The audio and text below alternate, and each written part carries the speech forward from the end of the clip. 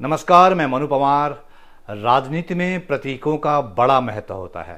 प्रतीकों के जरिए परसेप्शन के बड़े खेल होते हैं, नैरेटिव तैयार होते हैं। जैसे हाल के लोकसभा चुनाव में बीजेपी अयोध्या वाले इलाके में हार गई, या इसी साल जुलाई महीने में बीजेपी बद्रीनाथ विधानसभा उपचुनाव में हारी, तो एक नया परसेप्शन बनने लगा। बड़े तंज कसे जाने लगे कि राजनीतिक हिंदुत्व को हथियार बनाने वाली पार्टी अयोध्या और बद्रीनाथ तक में हार गई। अब तो एक और चुनाव का बिगुल बज चुका है जिसका बड़ा प्रतीकात्मक महत्व है, और वो है केदारनाथ विधानसभा सीट का उपचुनाव, जहां 20 नवंबर को वोटिंग होगी और रिजल्ट आएगा 23 नवंबर को। ऐसे में केदारनाथ की राजनीतिक लड़ाई का मिजाज समझना जरूरी है। इसके लिए मेरे साथ देहरादून से जुड़ रहे हैं वरिष्ठ पत्रकार गजेंद्र रावत, जो कि उत्तराखंड में राजनीति के खेल को बड़े लंबे समय से देख और समझ रहे हैं और उस पर लिखते रहे हैं। सोशल मीडिया पर तो अपनी तीखी और बेबाक राजनीतिक टिप्पणियों के लिए वो बड़े चर्चित रहे हैं। ज्यादा समय नहीं हुआ जब केदारनाथ से जुड़ी एक कंट्रोवर्सी को लेकर उन्होंने सोशल मीडिया पर कुछ लिख दिया था, तो उनके खिलाफ मुकदमा भी हो गया था। तो केदारनाथ विधानसभा उपचुनाव के बहाने बातचीत करते हैं वरिष्ठ पत्रकार गजेंद्र रावत से, और उनसे समझते हैं कि इस उपचुनाव में आखिर किसका क्या दांव पर लगा है और ये चुनाव किधर जाता दिख रहा है।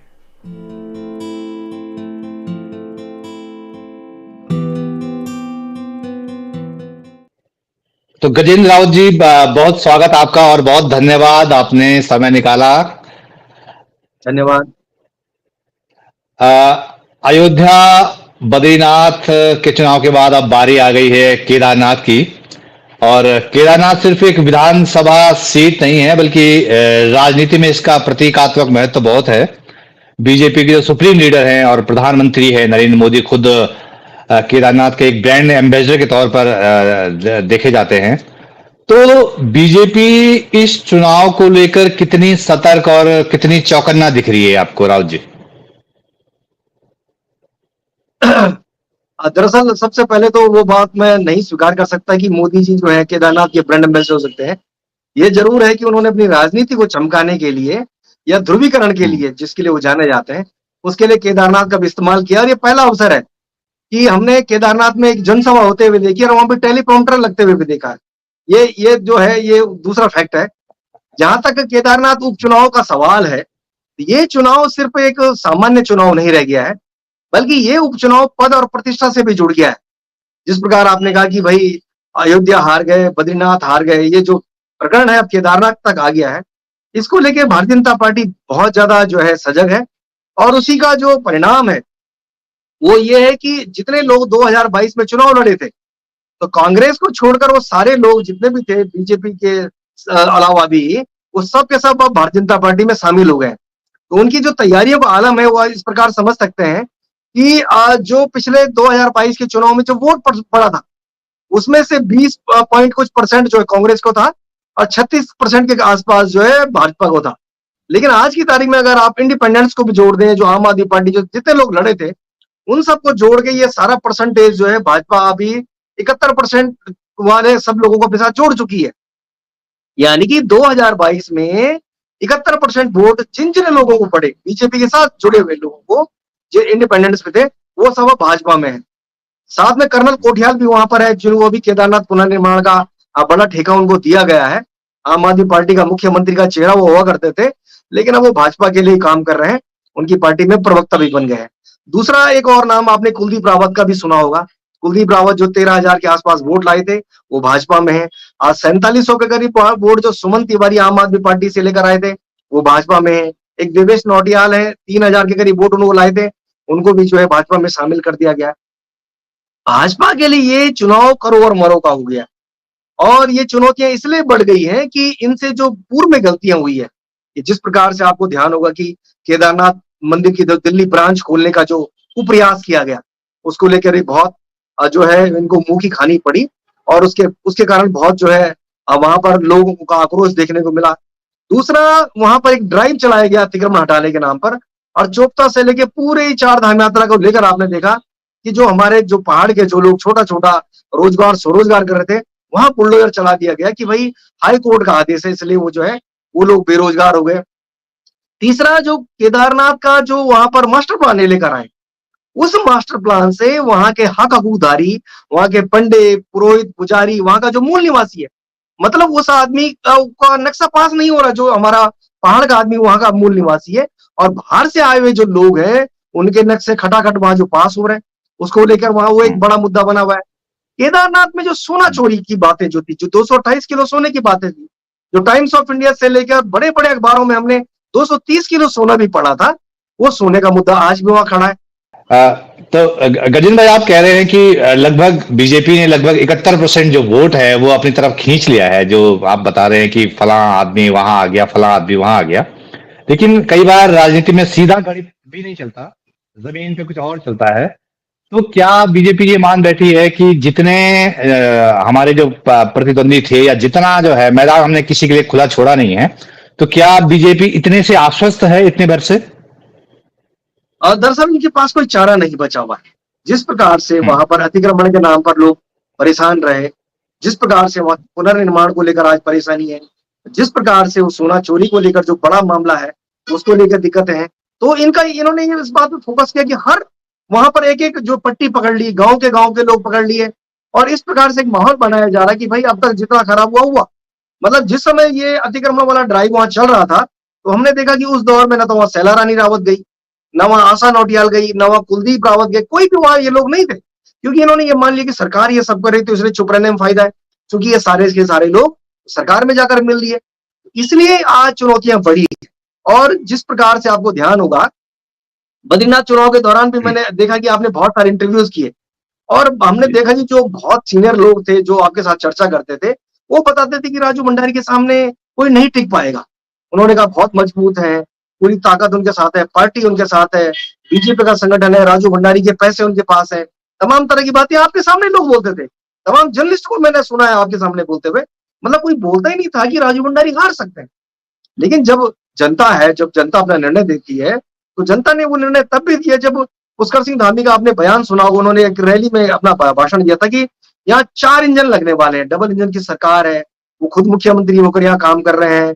जो वहां महेंद्र भट्ट जो पहले विधायक हुआ करते थे, वो राज्यसभा चले गए, और उन्होंने कहा जो राजू भंडारी है वो आने वाले समय में जो है मिनिस्टर हो सकते हैं। तो इस सारी बातों को कहने के बावजूद आप वहां 7-8 हजार वोट से चुनाव हार जाते हैं, तो इसका मतलब आप जनमत को भांप नहीं पाए।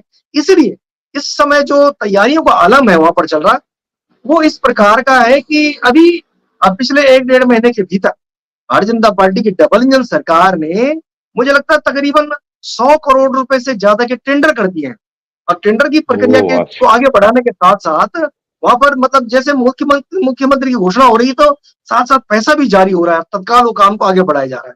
मतलब उन्हें पता चल गया कि देवेश नौटियाल को कहां पर इस्तेमाल करना है, सुमंत तिवारी की कौन से ठेके से काम चलेगा, कर्नल कोठियाल कितना करोड़ का काम करेंगे ताकि जो है वहां चीजें मैनिपुलेट होंगी, और आशा नौटियाल से लेके और जो सैला रानी रावत की बेटी है, उन सब लोगों को लेकर जो है इसी प्रकार का एक माहौल बनाया जा रहा है। गजेंद्र भाई, आपने कहा कि जो अतिक्रमण के नाम पे लोगों को उजाड़ा गया, लोकल लोगों को, विधायक नहीं पहुंची, बाकी नेता नहीं पहुंचे, लेकिन हम देख रहे हैं कि हमारा जो लोग है, हमारा जो समाज है, हमारे जो लोग हैं, उनकी स्मृति जो है वो कमजोर होती जा रही है, वो याद नहीं रखते हैं। तो क्या वो चीजें अभी तक याद होंगी? क्या लोगों को वो दर्द, वो दुख याद है अभी तक, या चीजें और हो गई हैं? वो सारे इश्यूज आज भी खड़े हैं। निश्चित रूप से सरकार ने पिछले कुछ दिनों से तेजी दिखाई है, और जिस प्रकार से गढ़वाल के कमिश्नर ने वहां बड़े स्तर पर जो है जनता दरबार लगाए, कई कई सारे गांवों को, लोगों को जोड़ते हुए उनसे बाकायदा पूछा गया कि बताइए आपके गांव को क्या चाहिए, आपके ब्लॉक में क्या चाहिए, जिला पंचायत लेवल पर क्या चाहिए, और मतलब 100 करोड़ रुपए से ऊपर का तो इतना सारा वहां के कामों के लिए जारी कर दिया गया। ये बड़ी बात है। जो जिस प्रकार जनता की स्मृति का सवाल है, तो जनता ने ये भी देखा कि जब आप राजू भंडारी मॉडल अपनाएंगे, जब आप करतार सिंह भड़ाना जो मॉडल आप लेकर आए हैं, तो क्या वो सारी बातें आप स्वीकार की जाएंगी? वो लोगों के जो रोजगार थे उन पर जो एक प्रकार से कुठाराघात किया गया, और देहरादून, हरिद्वार, उधम सिंह नगर में आपका बुलडोजर खराब हो गया, गणेश जोशी आ गए कि यहाँ जो है नहीं हटाया जाएगा अतिक्रमण, तो आपने अपना जो अतिक्रमण जो अभियान था वो रोक दिया। लेकिन अगर पहाड़ के साथ इस प्रकार का व्यवहार होगा, तो निश्चित रूप से मुझे लगता है कि क्योंकि राजू भंडारी तो कुछ महीने पहले निकले थे। राजू भंडारी उससे पहले वहां उनके साथ एज एमएलए काम कर रहे थे। उन्हीं के सामने इतनी सारी बातें की कि भाई विकास की गंगा बह जाएगी और 4 इंजन वहां लग जाएंगे। तो 4 इंजन पर भी जब बगल में बद्रीनाथ के लोगों ने ट्रस्ट नहीं करा, तो इसीलिए आज भारतीय जनता पार्टी की जो चुनौती है, और इन्होंने पिछले कुछ समय से जो अपने महामंत्री हैं यहाँ पर आदित्य राम कोठारी, उनको परमानेंट वही कैंप करवाया हुआ है। वहां पर 5 मिनिस्टर्स की ड्यूटी लगाई है। मिनिस्टर्स ने बाकायदा मंडल लेवल पर जाकर जो है वहां पर लोगों के साथ में काम कर रहे हैं। जो गढ़वाल के कमिश्नर है वो काम कर रहे हैं। और इतनी बड़ी संख्या में, जिस प्रकार से आपने देखा होगी, अभी कुछ दिन पहले 8-10 करोड़ रुपए वहां लोगों के अकाउंट्स में भी गए, उनको बताया कि आपदा पीड़ित जो जो इन लोगों को नुकसान हो गया था, इतनी तेजी से काम होता हुआ ये इसीलिए दिखाई दे रहा है कि उनको मालूम है कि अगर केदारनाथ की सीट खिसक गई तो निश्चित रूप से सरकार के लिए जो है असहज करने वाली स्थिति हुई। तो मतलब आप जो कह रहे हैं कि इतना सब कुछ झोंक दिया गया है, या इसका मतलब ये है कि सरकार को कोई डर है अभी, मतलब अभी भी कोई डर है, उस डर से निपटने के लिए हर वो इंतजाम किए जा रहे हैं जो किए जा सकते हैं।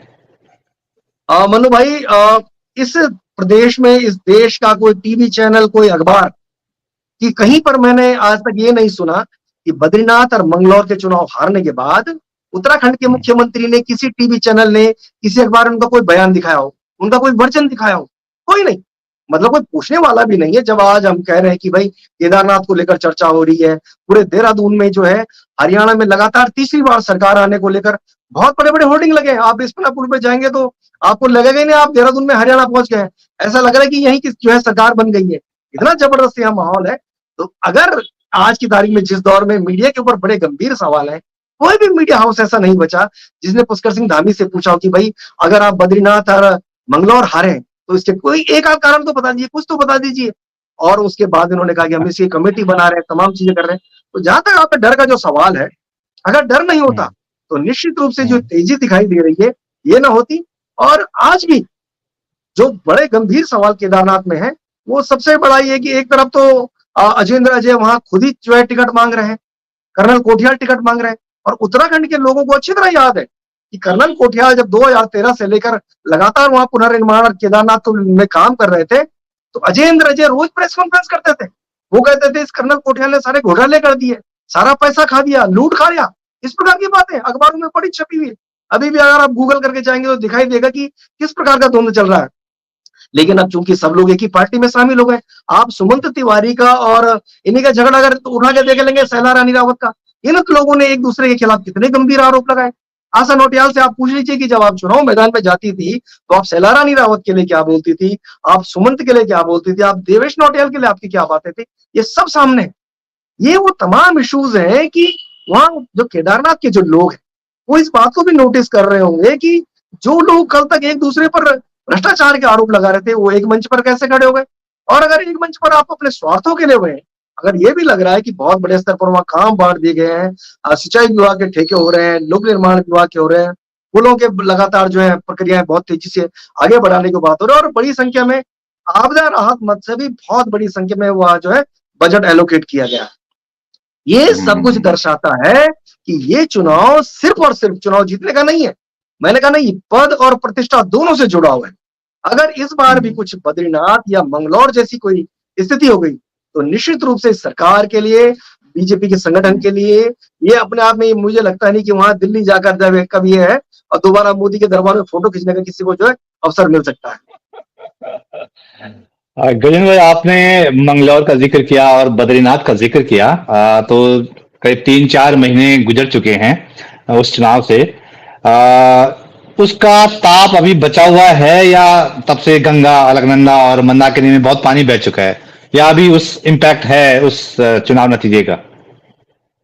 हाँ, उसमें एक बड़ी जो नई बात देखने को मिली वो ये दिखने को मिली कि जो कांग्रेस के लोग हैं, जिस प्रकार से उन्होंने हरियाणा में पूरा दिन रात पसीना बहाकर, पूरा जोर लगाकर, पूरे षड्यंत्र करके अपनी पार्टी को हराने का काम किया, चाहे वो शैलजा थी, चाहे सुरजेवाला थे, चाहे हुड्डा थे, जिस प्रकार की गुटबाजी आपने वहां देखी। इस प्रदेश में भले ही कांग्रेस के 20 विधायक बचे हों, लेकिन जो अभी गुट है इनमें, जो गुटबाजी है, वो 40 गुट है। आपको यहाँ जब आप आओगे तो आपको जो है देहरादून में करण महारा गुट अलग दिखाई देगा, प्रीतम सिंह का गुट दिखाई देगा, आपको हरीश रावत का दिखाई देगा, आपको हरक सिंह का दिखाई देगा, आपको दिखाई देगा गणेश गुडियाल के साथ भी कुछ लोग अब जुड़ रहे हैं। हालांकि उनको अध्यक्ष के रूप में ये बताते हैं कि बहुत कम समय काम करने को मिला, लेकिन ये निश्चित रूप से जो संजीवनी कांग्रेस को बद्रीनाथ और मंगलौर में मिली थी, उसके बाद हमने देखा कि हरक सिंह के बयान आ रहे थे कि उन्होंने बाकायदा इस बात को किसी टीवी चैनल में एडमिट कर रहे थे कि भाई मैंने तो जो है गणेश गोदियाल का साथ नहीं दिया लोकसभा में, और क्योंकि उन्होंने मेरे को हरिद्वार में जो है टिकट दिलाने में मदद नहीं करी, इसलिए जब सारे मंच पर आप ये बात कहेंगे तो उसका इम्पैक्ट निश्चित रूप से अगर जो चीज आपने पाई थी बद्रीनाथ और मंगलौर, मतलब जो जनाक्रोश को आप कैश कर गए थे, जो जनता की भावनाओं को कैश कर गए थे, वो जो कांग्रेस की सिर्फ डबल है। और वो हमने तब भी देखी जब करण मारा हरिद्वार से लेकर केदारनाथ यात्रा के लिए पैदल निकले थे। हाँ, उस केदारनाथ वो तो यात्रा पे जब आप वो तो तब तो जी बहुत जोश था कांग्रेस में, लग रहा था कि जो है बहुत जोश हाई है। तो वो अभी बचा हुआ है या ठंडा पड़ गया है? उस जोश के साथ सबसे बड़ी बात थी, उस जोश के आयोजन के साथ जो करण मारा ने पहली लिस्ट जारी करी और बताया कि यात्रा में कौन कौन सा व्यक्ति कहाँ कहाँ पर रहेगा, तो उन्होंने उस लिस्ट में से मनोज रावत का नाम नहीं रखा। तो वो जानते थे कि मनोज रावत 2017 में विधायक थे, वो जो है सबसे प्रबल दावेदार हैं, तो मनोज रावत को हम्म। ठिकाने लगाने के लिए उनका नाम ही जो है लिस्ट से गायब कर दिया। और बाद में हमने करण मारा का बयान भी सुना, वो कह रहे थे कि मनोज रावत तो सिर्फ 300 किलोमीटर की यात्रा में 3 किलोमीटर पैदल नहीं चले। तो ये दिखा रहा है कि जो आज झगड़ा सिर्फ यहीं पे नहीं है, बता रहे केदारनाथ में तो बड़ी गर्मागर्म तू मैं हो गई थी रास्ते में रुद्रप्रयाग के कहीं, और जहां पर जो है मनोज रावत का टेंट लगा हुआ था वहां करण मारा नहीं गए, और जहां उनके जो जिलाध्यक्ष सजवान है उनके उनके साथ वो कदम से कदम मिलाते हुए चल रहे हैं। और पूरी यात्रा का लबोल हुआ अब ये निकल कर आया कि इस चुनाव इस यात्रा केदारनाथ यात्रा जो पैदल यात्रा कांग्रेस ने करी, उस यात्रा में सिर्फ टपोल तो देखने को मिली, उससे और बड़ी बात ये देखने को मिली कि उस पूरी यात्रा में जो जिलाध्यक्ष को लेकर कहा गया था कि भाई उनको चेहरा बनाया जा सकता है करण मारा के एंड से, वो आते आते यात्रा खत्म होते होते वो जो है हरक सिंह में कन्वर्ट हो गई। और आज की तारीख में अगर करण मारा की चली तो आप ये मान के चलिए करण मारा की जरूरत तो टिकट हरक सिंह रावत का होगा, और अगर गणेश गोदियाल की चली तो मुझे लगता है कि फिर तो जो उनके पिछली बार के जो हारे हुए कैंडिडेट है मनोज रावत, वो एक प्रबल दावेदार उनकी ओर से हो सकता है। तो मतलब बीजेपी से जब लड़ेंगे तब लड़ेंगे, पहले आपस में हिसाब कर लें। कांग्रेस का ये चल रहा है, मतलब आपस में हिसाब किताब कर लें एक दूसरे के खिलाफ। ये बात इधर भी है, ये दोनों तरफ है।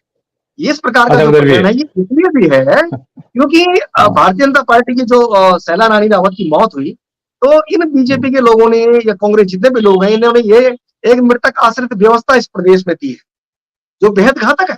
मतलब जो पार्टियां कहती है कि हम जो है कार्यकर्ता बेस्ड पार्टी हैं, उनके पास उस समय कोई कार्यकर्ता नहीं मिलता, वो फिर उसके परिवार के लोगों को ढूंढने जाते हैं। लेकिन अब यहाँ पर जिस प्रकार से सैला रानी रावत की बेटी ने दावेदारी की है और भगत सिंह कोश्यारी एक उनके प्रोग्राम में गए थे, मतलब एक प्रकार का इंडिकेशन भी है कि कोश्यारी जो गुट है वो चाहता है कि जो सैला रानी रावत की बेटी उनको टिकट मिले। लेकिन भाजपा के लोगों ने एक और पेच उसमें फंसा दिया है।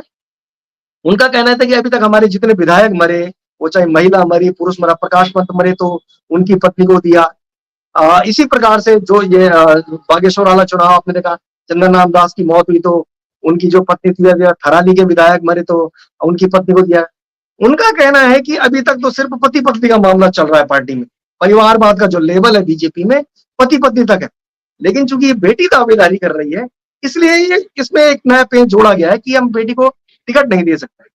इसलिए वहां सैला रानी रावत की जो बेटी है वो एक दावेदार है, उन्होंने खुद कहा है कि भाई मेरी माँ का सपना है, मैं उन सपनों को पूरा करना चाहती हूँ। आशा नौटियाल कह रही मैं तो 2 बार विधायक रह चुकी हूँ, मुझे फिर मौका चाहिए। कर्नल कोटियाल कह रहे कि मैं तो यहाँ ठेकेदारी कर करके परेशान हो गया, तुम्हारे 2013 से लेकर अभी तक उन्हीं कामों पे लगा हुआ हूँ। सुमंत तिवारी के स्टोन क्रेशर से लेकर जो तमाम खनन के काम है वो प्रभावित ना हो, वो भी विधायक बनना चाह रहे हैं। जो देवेश नौटियाल है वो भी उसी काम पे लगे हुए हैं। और जो और बड़ा जो उनका एक फेस है अजेंद्र अजय, वो तो आपको मालूम ही है, वो जो बीकेटीसी के जो अध्यक्ष बनने के बाद उनके जो जलवे हैं, उन्होंने जो कुछ भी अर्जित किया है तो वो चाह रहे होंगे कि इस बार अगर मौका मिल जाए तो एक बार वो जो विधायक बन जाएंगे। तो सिर्फ डबल टिकट को लेकर दोनों ओरते हैं। असल सवाल ये है कि क्या भारतीय जनता पार्टी एक बार फिर अपना वही फार्मूला अपनाएगी कि भाई जो मृतक आश्रित जो व्यवस्था है, हालांकि सरकारी नौकरी में तो ये व्यवस्था खत्म हो गई है, लेकिन इनकी पार्टियों में है कि अगर किसी सरकारी कर्मचारी का मौत हो जाती है उसके परिवार की नौकरी की व्यवस्था खत्म कर दी है। लेकिन इन राजनीतिक दलों में है, और जो ये वही लोग हैं जो परिवारवाद को लेकर आपको बहुत बड़े बड़े भाषण देते हुए दिखाई देते हैं। तो निश्चित रूप से जो अभी तक टिकट को लेकर मारा मारी है वो दोनों तरफ से बराबर है। आप कह रहे हैं मृतक आश्रित वाला मामला जो है, तो क्या ऐश्वर्या रावत जो है वो स्वाभाविक दावेदार नहीं मान रहे हैं आप अभी? उस लड़की का मैंने वीडियो देखा, किसी बयान दे रही थी, उन्होंने खुद कहा मैं दावेदार हूं और ये मेरा जो हक बनता है, उन्होंने ये बात भी कही। उन्होंने कहा कि अच्छा। मेरी माँ ने जो है मरने से पहले अपने तमाम जो पार्टी के बड़े नेता हैं, संघर्ष संगठन के लोग हैं, उनसे बात करी। कई सारों को जब उनका स्वास्थ्य बोला खराब था तो व्हाट्सएप उनको मैसेज भी किया और ये भी कहा कि मेरे बाद जो है ये जो विकास की बैठक है मेरी बेटी को दिए जाए। ये उनका ऑफिशियल बयान है और तमाम तरह की जो बातें हैं ये है। वो दावेदार होंगे निश्चित रूप से भाई। जब आप इस पार्टी में रहकर जो है जितने भी मंत्री हैं, विधायक हैं, सांसद हैं, पूर्व मिनिस्टर, जब सब उनकी कुटुंबदारी यहाँ लगी हुई टिकट पाने पे, कोई विधायक बन रहा है, कोई मंत्री बन रहा है। आज साकेत भगवान और सौरभ भगवान आपके सामने दिखाई दे रहे हैं। आज रितु खंडूड़िया आपके सामने है, मनीष खंडूड़िया आपके सामने है, इधर हरीश रावत का बेटा आपके सामने, हरीश रावत की बेटी विधायक बन गई है, सब आपके सामने, ये सब है। लेकिन वो असल बात वही, फिर जब आप परिवारवाद को लेकर बहुत बड़ी बातें करते हैं तो आपको ये स्पष्ट जरूर करना चाहिए कि उस वक्त आपका वो जो चाल चरित्र और चेहरे का जो बहुत फेमस स्लोगन है, क्या आप उसी को कुचलने का काम करते हैं? ये महत्वपूर्ण बात। अगर ऐसा होता है कि आप जैसा आप कह रहे हैं मृतक आश्रित वाला मामला, अगर शैला रानी की बेटी ही दावेदार होती हैं, अगर अगर जो अपना जो पूर्व सीएम हैं वो कैंपेन कर रहे हैं, उसके लिए माहौल बना रहे हैं, तो स्वाभाविक सी बात है, मतलब कोशिश जी अगर माहौल बना रहे हैं तो स्वाभाविक सी बात है धामी साहब उस प्रेशर में होंगे कि उसका नाम आगे बढ़ाएं। अगर शैला रानी की बेटी टिकट पाती हैं तो फिर जो आशा नौटियाल हैं, चंडी प्रसाद भट्ट भी शायद एक दावेदार माने जा रहे हैं, अजेंद्र अजय हैं, दिनेश सुनियाल हैं, कुलदीप रावत हैं, बड़े नाम हैं। तो क्या ये सब चीजें पचा पाएंगे या बीजेपी एक अनुशासन का डंडा चलाती है फिर बाद में और सब ठीक हो जाएगा? क्या ये भीतर घात की कुछ आशंका उसके बाद पैदा हो सकती है इस तरह बीजेपी के भीतर? दरअसल विषय ये है कि ये जो लोग ज्वाइन हुए हैं, ये सारे के सारे लोग अच्छे दिनों की आस में बीजेपी में ज्वाइन हुए और ऑलमोस्ट ये सारे वही लोग हैं जो शैला रानी रावत के जीवित रहते ही मेरे को लगता है कि सब जो है ज्वाइन कर गए थे। इनको लगता था कि जो अच्छे दिन वहीं आ सकते हैं और अच्छे दिनों के पीछे ये भी था कि ये बताया जाता है कि ये जितने लोग ज्वाइन करें, चाहे वो कुलदीप रावत हो, वो देवेश नौटियाल हो, सुमंत हो, जितने भी लोग आए, इन लोगों के जो अपने व्यावसायिक हित है वो प्रभावित हो रहे थे। जिस प्रकार से आपने दिनेश धनेजय के नाम सुने, दिनेश अग्रवाल के नाम सुने, आपने जो है विजय पाल सजवाल का नाम सुना, तो इन लोगों को मालूम है बहुत कुछ होना नहीं है। उस पार्टी में, जिस पार्टी में अभी कुछ दिन पहले आए राजू भंडारी को टिकट दे दिया और अब वो कहने लगे जगह जगह पर कि भाई इसलिए हारे कि लोगों ने उनको बर्दाश्त नहीं किया कि आप दूसरी पार्टी से लेकर आए। अब इन सब लोगों को मालूम है कि इनको चुप ही रहना पड़ेगा। अगर इनमें से कोई चुनाव लड़ता हुआ, आपको अगर 1% हम यह माने कि ऐश्वर्या रावत का टिकट होता है और अगर कोई व्यक्ति चुनाव लड़ रहा है, इनमें से अगर कुलदीप रावत बगावत करके चुनाव लड़ते हैं, सुमन तिवारी, देवेश, कोई भी चुनाव लड़ते हैं, तो आप ये मान के चलिए कि वो चुनाव उनको भारतीय जनता पार्टी लड़वा रही होगी। फिर ये मत सोचना कि वो जो बगावत करके चुनाव लड़ रहे हैं, वो एक स्ट्रेटेजी का पार्ट होगा कि वो किस प्रकार से सामने जो कांग्रेस के वोट हैं उनको जो है किस प्रकार तोड़ना है और वो किस प्रकार कांग्रेस के कैंडिडेट को नुकसान पहुंचा सकते हैं। सिर्फ उस एंगल पर कोई व्यक्ति चुनाव लड़ेगा। अदरवाइज जो स्थितियां हैं, जिस प्रकार का माहौल है, मुझे नहीं लगता कि कोई व्यक्ति जो है इस दौर में, जब उनको मालूम है कि आधे से ज्यादा कार्यकाल निपट चुका है, तो इस दौर में, और वो चूंकि अपने व्यवसायिक हितों के लिए ये लोग वहां आए, इनका वहां कोई समाज सेवा से, भाजपा के सेवा करने से, भाजपा का पन्ना प्रमुख बनने से, भाजपा के डंडे झंडे बोगने से इनका कोई दूर दूर तक कोई मतलब जो है विषय ही नहीं है। ये निश्चित रूप से अपना जो इनके जो अपने काम है उन कामों को लेकर आएंगे और जो लड़ेगा भी कोई, तो मैंने आपको बताया कि वो निश्चित रूप से भारतीय जनता पार्टी के कहने पर भी जो है या उनकी सहमति से या भाजपा के प्रत्याशी को जिताने के लिए लड़ेगा। अच्छा, तो ये तो बीजेपी के भीतर की बात हुई, जो कैंडिडेट की जो दावेदारी है जो उसको लेके हुई। बीजेपी की तैयारी वैसे बहुत ज्यादा है केदारनाथ को लेके, जैसा आपने बताया भी। और दूसरा जो माहौल एक बनाना, जो केदार घाटी में अभी हमने हाल में देखा कि बहुत चीजें बहुत हैपनिंग हुई हैं, जैसे वो बोर्ड लगाए गए, गैर हिंदुओं का प्रवेश वर्जित वाले बोर्ड लगाए गए, और अभी घाट में जो हुआ वो आपने देखा है किस तरह से टारगेट किया गया है एक समुदाय को। तो बीजेपी की मतलब एक तैयारी तो भीतर जैसे भी होगी, बाहर पूरी तैयारी है। तो क्या ये बीजेपी के लिए जो घटनाएं हुई हैं ये मददगार होंगी? आप गौचर में देखा, अभी हमने घाट में आपने देखा ही है। तो क्या ये घटनाएं जो हैं बीजेपी के लिए मददगार होंगी केदारनाथ चुनाव जीतने के लिए? ये सारी घटनाएं स्वाभाविक रूप से हो रही हैं या कोई हम्म। प्रायोजित कार्यक्रम चल रहा है? अभी महेंद्र भट्ट का बयान आया कि जो बाहर से दूसरे समुदाय के लोग आए हैं, वो कुछ माहौल खराब करने की बात कर रहे हैं। महेंद्र भट्ट का बयान आपने कुछ समय पहले ये भी सुना होगा, उन्होंने बाकायदा ट्वीट किया था।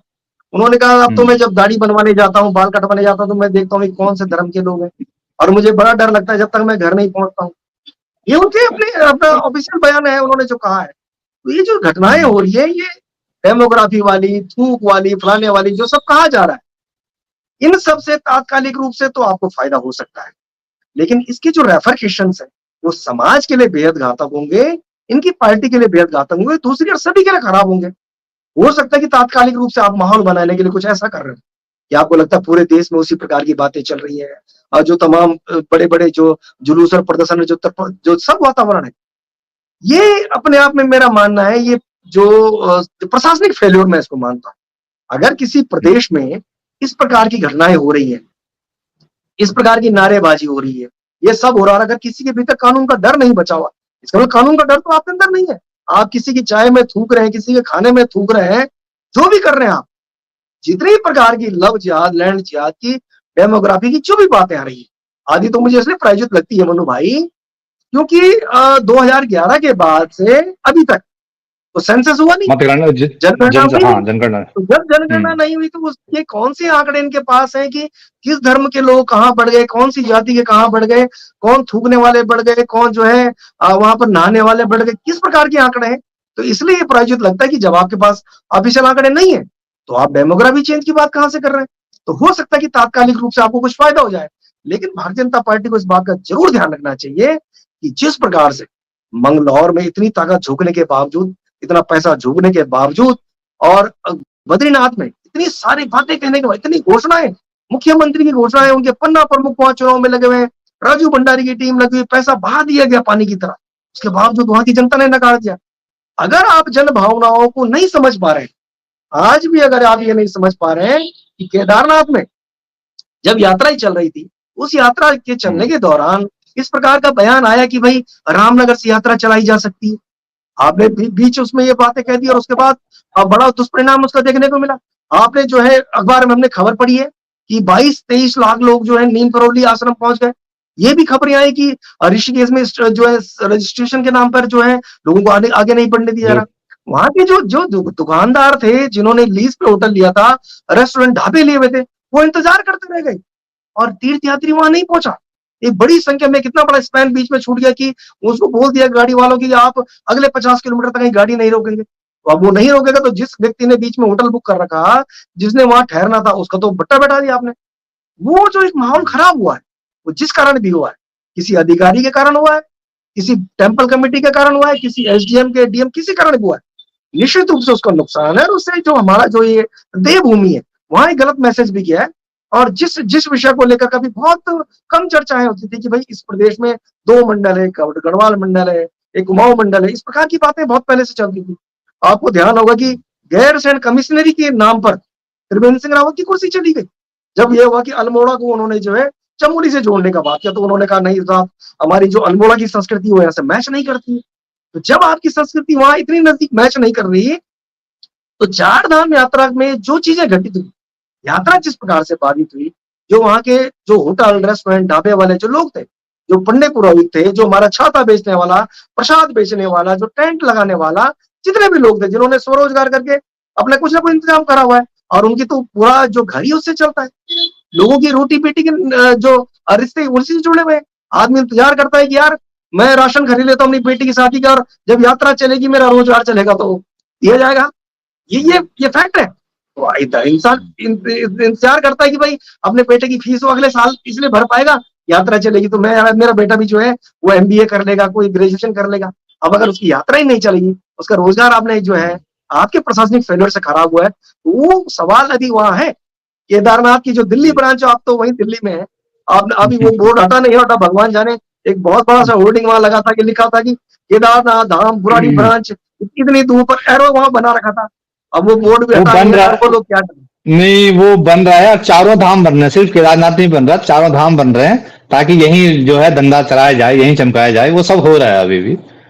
वो बोर्ड भी वहां लगा हुआ है। वो सब ये तो चीजें। बड़ी गंभीर बात आपने बता दी।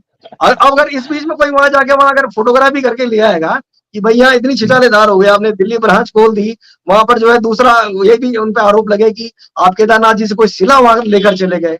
और ये एक और बड़ी बात होगा, अगर आपने कभी अपने चैनलों में भी देखा होगा, जब मुख्यमंत्री जी का इंटरव्यू होता होगा, तो पुष्कर सिंह धामी का एक बड़ा शानदार वो मैं उनके वो पढ़ता हूँ कई बार। वो कहते हैं कि हम जिसका जो है भूमि पूजन करते हैं उसका जो है हम लोकार्पण भी करते हैं। ये पहला घटनाक्रम उनके जीवन में हुआ। वो भूमि पूजन करने उनको दिल्ली ले जाया गया और उसके बाद बाकायदा यहाँ जो है बोलना पड़ा कि साहब हमने सब कैंसिल कर दिया।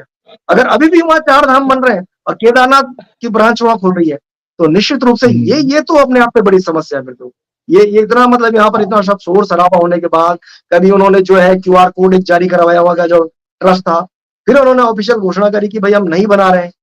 तो आपने बातचीत की शुरुआत में कहा था जो सोने के पीतल में बदल जाने वाली बात आई थी, इस घटना को लेकर बड़ा बवाल हुआ था। खुद शंकराचार्य जी ने भी जो है इस पे सवाल उठाए थे, और मैंने देखा कि आपने भी कुछ दिन पहले सोशल मीडिया पे कुछ लिखा था, तो आप पर मुकदमा हो गया था। क्या वो मसला अभी भी इस चुनाव में प्रभावित करने की स्थिति में है, या उसको बहुत ज्यादा इतना बड़ा मसला नहीं है? दरअसल वो मसला कोई दूसरा व्यक्ति नहीं लाया, वो टेम्पल कमेटी के लोग उस मसले को ले गए। उनके जो बयान आए, जो बातें उन्होंने कही, लगातार बोलते रहे कि यहाँ पे जो चांदी की जो परत है उसको हटा रहे हैं हम लोग, और उस चांदी की परत को हटाने के बाद वहां 230 किलो सोना लगना है, ये बात कही गई। उन्होंने ये कभी नहीं कहा कि अंदर जो है हम जो है तांबे की परत लगाएंगे और बाहर से उसमें पॉलिश करेंगे। ये पॉलिश की बात कभी नहीं है। हुआ क्या, जब दूसरी बार यात्रा शुरू हुई तो वहां के एक पंडित जी वहां अंदर गए मंदिर के भीतर, तो उन्होंने देखा कि वो सारा जो सोना कहा गया तो सारा पिघल के निकल गया। उन्होंने वहीं के अंदर जाके वीडियोग्राफी की और उन्होंने वो वीडियो भी बनाई जब वो पॉलिश की जा रही थी। अब अगर केदारनाथ जी मंदिर के भीतर आपने कहा कि हमने सोना लगा दिया, और आप पॉलिश किस चीज पे कर रहे थे, वो पॉलिश करने का वीडियो बाहर आया। मंदिर के बाहर जो वो पुजारी थे उन्होंने जो है वहां पर पूरे देश दुनिया के लोगों को बताया कि सोना घोटाला हो गया। और वो इसलिए मैंने खुद कहा कि मैंने टाइम्स ऑफ इंडिया में मैंने वो खबर पढ़ी हुई है, तमाम हिंदुस्तान टाइम्स में पढ़ी है, देश के पायनियर मतलब बड़े बड़े अखबारों में लिखा हुआ कि 230 किलो सोना वहां लग गया है। वहां बाकायदा सेना की एक टुकड़ी लगा दी गई है बड़ी संख्या में। वहां जो है 20-50 सैनिक हमेशा वहां रखे हुए उस सोने की चौकीदारी के लिए। और अजेंद्र जैन ने बाकायदा चीफ सेक्रेटरी को चिट्ठी लिखी कि यहाँ सोना लगे, सोने की सुरक्षा के लिए सुरक्षा लगानी जरूरी है। तो जब आपने सब कुछ आपने किया हुआ है, तो ये तो नहीं कहा कि सोने की पॉलिश हमने कर रखी है और उसकी चौकीदारी आप करवाओ। मतलब लाखों करोड़ों रुपए की आपने सुरक्षा कर्मी हमारे वहां तैनात किए हैं और अंदर लगा रखा आपने पीतल। तो ये सोना और पीतल का जो विषय है, ये कोई जनता का व्यक्ति नहीं लेकर आए, ये इन्होंने खुद कहा। और जब जब अखबारों में छपा तो इनके बगल में बयान छपे, इन्होंने कहा अब तो स्वर्ण मंडित हो गया है, सारे देश के टीवी चैनलों को मना करा है, वहां उसके बाहर केदारनाथ के बाहर बैठ कर बड़े बड़े शो करवाए गए। और ये सब करने के बाद अब जब मसला फंसा तो अब कह रहे साहब नहीं, वो तो 23 किलो है और हम पे जो झूठा मुकदमा लगवाया, ऐसे झूठे मुकदमों से तो हम डरने वाले नहीं है।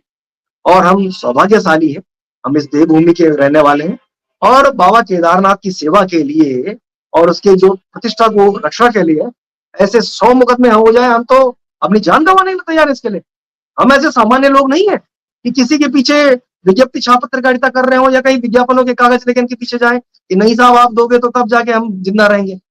इस प्रदेश की अस्मिता को हमने, मन्नू भाई उसका उस समय तो स्कूल में पढ़ते थे हम लोग, उस समय लाठियां खा रही है उत्तराखंड आंदोलन में। ये दूसरी बात है कि हम कभी प्रमाण पत्र बनाने नहीं गए हैं। लेकिन अगर कोई व्यक्ति इस प्रदेश में, वो किसी राजनीतिक दल का हो, कोई बहुत बड़ा उद्योगपति हो, कोई बहुत बड़ा बदमाश हो, गुंडा हो, डकैत हो, वो कोई ऐसा काम नहीं कर सकता कि जिसको लेकर वो हमें मौन करा दे। हम इस प्रदेश के मुद्दों को लेकर मौन नहीं रह सकते। ये एक नहीं 100 मुकदमे कराए, जितने झूठे मुकदमे करवाए, और इनके सारे मुकदमों का जवाब कोर्ट में दिया जाएगा। तो गजेंद्र भाई, आखिरी सवाल मैं आता हूं उस पे। उत्तराखंड में इस साल जो है ये तीसरा चुनाव है। पहले लोकसभा, फिर जुलाई में 2 विधानसभा उपचुनाव हुए, तीसरा केदारनाथ का उपचुनाव जो है, यानी इम्तिहान की घड़ी फिर से आ गई है। अगर अभी मैं कहूं इस मोड़ पे, तो केदारनाथ चुनाव कहां खड़ा नजर आता है आपको आज की तारीख में? अभी प्रत्याशी, आप आंकड़ों की बात करें तो आंकड़े आज जो है पुष्कर सिंह धामी ने ये किन प्रकार ने अपने पक्ष में खड़े किए। और उसके लिए मैंने आपको बाकायदा फैक्ट बताए हैं कि जो 71% वोट जिन लोगों को गया वो सारे के सारे आज भारतीय जनता पार्टी में। एक तरफ आपके पास फिर वो सारे लोग हैं जिन्होंने इतना वोट अभी जो 2022 में पाया, एक और आपके पास वो कांग्रेस के लोग हैं जिनके पास 20% वोट है। ये तो स्पष्ट है। लेकिन उस सारे के बीच में एक और बड़ी बात यह है कि लगातार 3 लोकसभा चुनाव भी भाजपा इस प्रदेश में जीती है, लगातार 2 विधानसभा चुनाव बैक टू बैक जीती है। उसके बीच में एक जो बड़ा फैक्ट निकल कर आता है उस सीट पर, जो जो उनके लिए चुनौती है पुष्कर सिंह धामी के लिए, मैं मानता हूं ये भाजपा के कोई व्यक्ति कैंडिडेट हारेगा, लड़ेगा, जीतेगा, यह विषय नहीं है। ये चुनाव निश्चित रूप से पुष्कर सिंह धामी की पद और प्रतिष्ठा से जुड़ा हुआ है। पुष्कर सिंह धामी के लिए जो सिर्फ और एकमात्र चुनौती मैं देखता हूं वहां पर, वो नाम है गणेश गोदियाल। पुष्कर सिंह धामी को अगर उस सीट को जीतना है तो निश्चित रूप से उनको गणेश गोदियाल की उस रणनीति से पार पाना होगा जिस रणनीति का आज गोदियाल ने जो है बद्रीनाथ में इस्तेमाल किया। हमने उनके बयान देखे थे, उनके वीडियोस थे। उन्होंने कहा कि मेरे साथ जो हार हुई मैं उसको भुला दूंगा अगर तुमने जो है लखपत को जिता दिया। बात लोगों के मन में चली गई।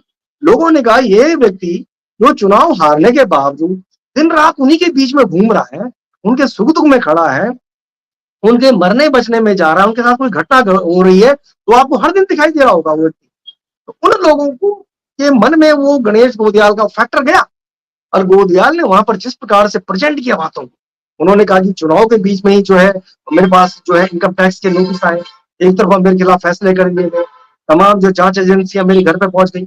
उसके बावजूद वो जो जनमानस को जोड़ने का काम गणेश गोदियाल ने अपनी भाषा शैली से उनके भीतर जो जोड़ने की जो हम देखते हैं कि राजनीतिक कला है उससे निश्चित रूप से अगर ये पार नहीं पा सके जो पुष्कर धामी और उनकी टीम, तो जो कांग्रेस की आपसी सिर्फ डबल भी होगी। क्योंकि मैंने देखा है गोदियाल एक जिद्दी प्रवृत्ति के भी व्यक्ति मैंने देखा है। उनको जब कुछ समय पहले ये कहा गया था कि भाई आप बद्रीनाथ में चुनाव लड़ेंगे तो उन्होंने कहा नहीं मैं नहीं लड़ूंगा, हमारा कोई कार्यकर्ता लड़ेगा। इस समय भी हमने ये सुना है कि जब उनसे ये कहा गया कि आप केदारनाथ लड़िए, आप वहां लोकप्रिय हैं, आप लोगों के बीच में रहे हैं, आप टेम्पल कमेटी के अध्यक्ष रहे तो आपको लड़ना, उन्होंने कहा नहीं मैं तो नहीं लड़ूंगा, मेरा कार्यकर्ता लड़ेगा। इस प्रकार के जो लोग समाज में अगर कभी दिखते हैं इस दौर में भी, तो निश्चित रूप से ये लोग कई बार जो है बड़ी सत्ताओं के लिए और ताकतवर लोगों के लिए भी चुनौती बन जाते हैं। आंकड़े भले ही आज की तारीख में जब तक भी नॉमिनेशन नहीं हुआ है और कैंडिडेट्स के नाम भी सामने नहीं है, निश्चित रूप से मैं कह रहा हूं कि बीजेपी के पास है। लेकिन जो आने वाला वक्त है, आने वाले वक्त में अगर गणेश गोदियाल के हाथ में इस प्रकार की कोई फ्री हैंड उनको दिया गया अपनी पार्टी की ओर से कैंडिडेट को चयन करने से लेकर तमाम विषयों को लेकर, वो सिर्फ डबल अगर आपको नहीं दिखाई दी कि भाई हरक सिंह का कैंप अलग है, प्रीतम सिंह कुछ और बोल रहे हैं, यशपाल आर्य कुछ और बोले, करण मारा कुछ और, अगर वो सब नहीं हुआ तो निश्चित रूप से आपको एक अच्छी फाइट देखने को मिल सकती है।